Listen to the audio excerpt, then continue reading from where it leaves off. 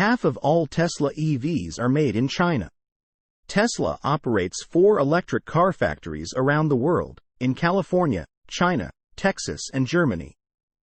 However, one of them is crucial from the volume perspective: Tesla Giga Shanghai in China. As it turns out, the factory in Shanghai consistently produced more than half of all Tesla electric cars in the last few years. Tesla reports only global production data without sharing details related to particular plants. However, we can compare the numbers with the China Passenger Car Association's data. On wholesale vehicle shipments, local retail sales in China, and exports.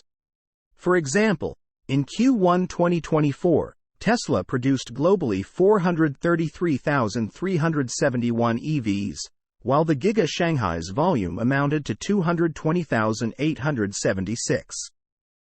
That's 51% of the global result. Shanghai's contribution appears to be stable at around 51% over the past 7 quarters. There was a dip in Q2 2022 at 43.5%, probably due to some late lockdown plant upgrades at the time, preceded by a 60% share. This all indicates the true value of the Tesla Giga Shanghai, which produces the Model 3 and Model Y for the Chinese market and exports. Asia, Australia, Europe, Canada, and other markets. Both high volume and high cost efficiency are important here.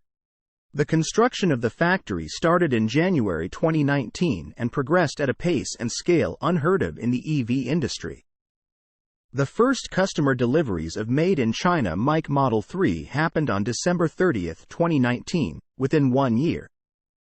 The factory was then expanded to produce the Model Y, which entered the market on January 18, 2021. Now, Giga Shanghai is the world's largest electric car factory with a manufacturing capacity exceeding 950,000, according to Tesla's official table in the Q4 2023 report. Cumulative production through the end of Q1 2024 amounted to about 2.5 million units. For reference, Tesla's total EV production amounted to 6 million units.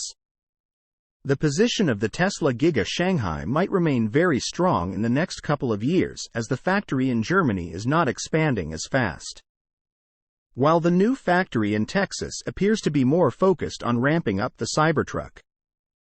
Source: reposted and summarized from @insideevs.